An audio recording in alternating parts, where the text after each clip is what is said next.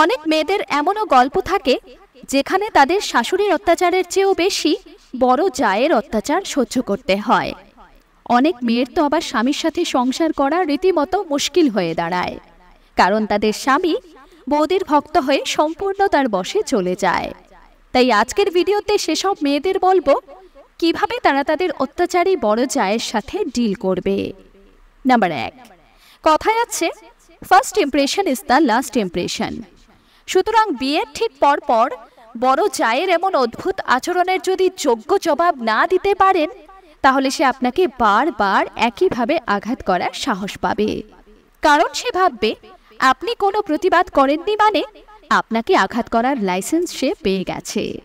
তাই সর্বপ্রথম চেষ্টা যে কোনো মেয়ের এটাই হওয়া উচিত যে নতুন বউ কিভাবে প্রতিবাদ করব, অন্যরা কি ভাববে, এসব না ভেবে নিজের হয়ে প্রতিবাদ করা। নাম্বার 2, কথায় এটাও আছে বেটার লেট দ্যান নেভার, অর্থাৎ দেরিতে হলেও মুখ খুলুন। ঠান্ডা মাথায় বুদ্ধি খাটিয়ে তার প্রতিটি অপমানের জবাব দিন। যেদিন থেকে আপনি জবাব দিতে শুরু করবেন, দেখবেন সেদিন থেকে আপনার উপর অত্যাচারের মাত্রাটা কিছুটা হলেও কমে আসবে।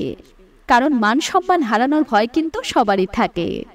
নাম্বার 3, আপনার স্বামী যদি আপনার হয়ে কথা বলতে না চান, উপরন্তু আপনাকে বাধ্য করেন তার বৌদিকে তোয়াজ করে চলার জন্য, তাহলে তাকেও উপযুক্ত জবাব দিন। আপনি এও বলুন যে তার বৌদি যদি বড় হবার কর্তব্য ঠিকমতো পালন করেন, তাহলে তাকে তোয়াজ নয়, আপনি যোগ্য সম্মান দেবেন। মনে রাখবেন, আত্মসম্মান খুইয়ে না তো কাউকে ভালোবাসা যায়, না কোনো সংসার টেকে। নাম্বার 4, আপনি যে বাড়ির বউ, আপনার যাও কিন্তু ঠিক একই বাড়ির বউ।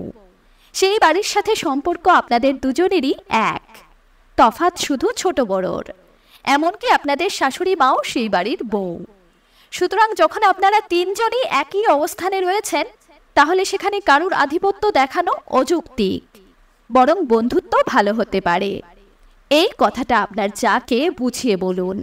নাম্বার 5, নিজের ব্যক্তিত্ব ধরে রাখুন।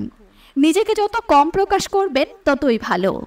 কারণ আলটিমেটলি এটাই সত্যি যে সব শাশুড়ি যেমন মায়ের মতো হয় না, ঠিক তেমনি সব যাও কিন্তু বোন বা দিদির মতো হয় না।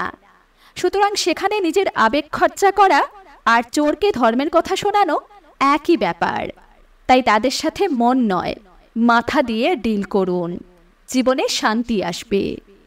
আপনারা কারা কারা এই অত্যাচার উপভোগ করছেন বা করেছেন লিখে আমাদের জানাবেন। ধন্যবাদ।